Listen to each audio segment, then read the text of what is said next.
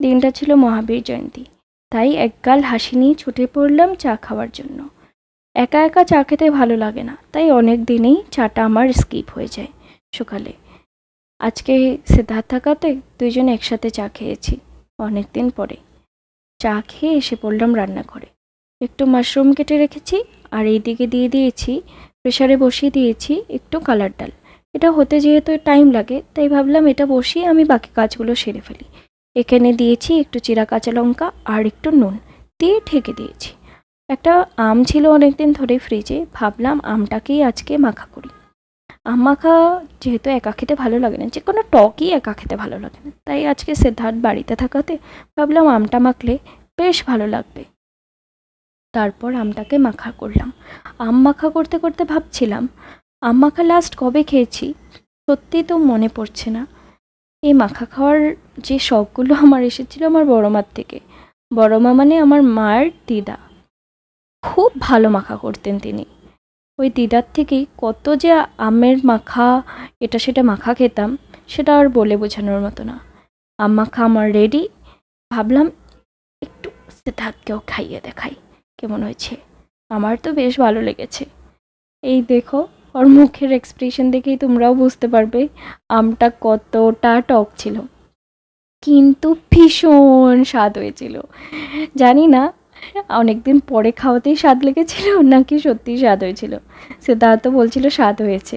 তারপর এসে গেলাম ডালটার দিকে। ডালটা হয়ে এসেছিল, তারপর ওখানে একটু জিরের গুঁড়ো, একটু হলুদ দিয়ে ভালো করে নাড়িয়ে চাড়িয়ে লাস্টে ফোড়ন দিয়ে নিয়েছিলাম। ফোড়নে আমি শুধু এক্সট্রা রসুন এড করেছি। এই ডালে রসুন দিলে ঘ্রাণটা বেশ ভালো আসে। তারপর ফোড়ন দিয়ে নামিয়ে ওখানে ধনেপাতা কুচি অ্যাড করে আমার ডাল রেডি। এইদিকে তেলের মধ্যে একটু জিরে, একটু তেজপাতা দিয়ে ভালো করে পেঁয়াজগুলোকে ভেজে নেব। ওতে একটু হলুদ দিয়ে দিতে হবে আর একটু নুন দিতে হবে। তারপর ভালো করে নাড়িয়ে চাড়িয়ে পেঁয়াজগুলোকে এক সাইডে রেখে ভাবলাম টমেটোটা কেটে নিই। এখানে টমেটো দিলে বেশ ভালো লাগে।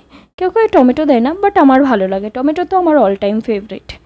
টমেটোটা এভাবে ফ্লিপ করতে গেছিলাম। ভাবলাম যদি নাইফে এসে লাগে, কিন্তু 2 দিনের রাঁধুনি আমি, কোথায় পারবো। 2 দিন ধরে করছি সংসারী, হয়নি কি এত কিছু। মা যে করতো কত কিছু, আগে ভাবতাম এমনিই করছে, এত কাজ কি থাকে। এখন বুঝতে পারি সত্যি কত কাজই না থাকে, একটা কাজ শেষ হতে না হতে আরেকটা রেডি। এইদিকে গ্রাইন্ডারে একটু কাঁচা লঙ্কা, একটু আদা রসুন পেস্ট করে নিয়েছি। এদিকে ঢেকে রাখা আলু, পেঁয়াজ, যেটা টমেটো ছিল ওটা রেডি হয়ে যাওয়াতে, হালকা হয়ে যাওয়া সিদ্ধ হয়ে যাওয়াতে ওখানে দিয়ে দিয়েছিলাম মাশরুমটা। মাশরুমটা যেহেতু নরম, তাই পরে দিলেই হবে, আগে দেওয়ার দরকার নেই।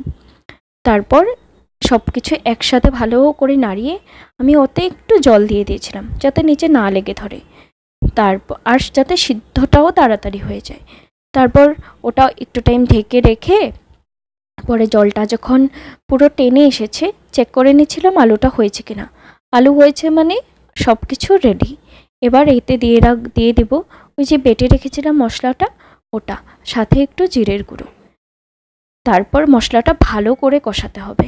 মশলা যত কষানো হয় রান্নার টেস্ট ততই বেশি ভালো হয়, তাই না? আর এই রেসিপিটা যেন একটু কষা কষা খেতেই ভালো লাগে, তার জন্য মশলাটা ভালো করে কষাতে হবে। এই রেসিপিটা আমি খেয়েছিলাম আমার এক ননদের বাড়িতে, ও রান্না করেছিল, খুব ভালো হয়েছিল। তারপর থেকে আমি মাশরুম মাঝে মধ্যেই এভাবে খাই, আমার ভীষণ ভালো লাগে। তোমরাও ট্রাই করে দেখতে পারো, আশা করছি তোমাদেরও ভালো লাগবে।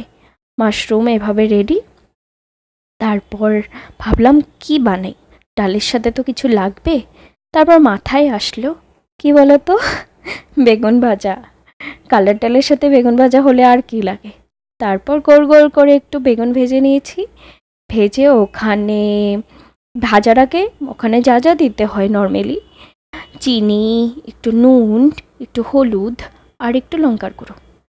কালারটা ভালো আসে লঙ্কার গুঁড়োটা দিলে, অনেকে নাও দেয়ও না, আমার ভালো লাগে তাই আমি দিচ্ছি। এদিকে বেগুন ভাজা করতে করতে ভুলেই গেছিলাম আমার যে আম মাখা বাকি ছিল। সিদ্ধার্থ ওটাই নিয়ে এসেছিল। আম মাখাটা করতে করতে আমরা একটু কথাও বলে নিচ্ছিলাম। ও হলো রান্না খুব ভালো করে, তাই আমাকে বলছিল ভালো করে রান্না করছি তো, কিছু জ্বালিয়ে ঠালিয়ে ফেলছি না তো। আর কত কি মাস্টার শেফ, তাই আজকে আবার এসে ওই খুন্তি নাড়া দিচ্ছে। ও আমি যাই রান্না করি, ও ওখানে একটু খুন্তি নাড়া যদি না দেয় ওর যেমন ভালোই লাগে না। বেগুন ভাজা রেডি, এইদিকে একটু ভাত বসিয়ে দিয়েছি, ভাতটাও হয়ে গেছে। তারপর এই তো খাওয়ার পালা।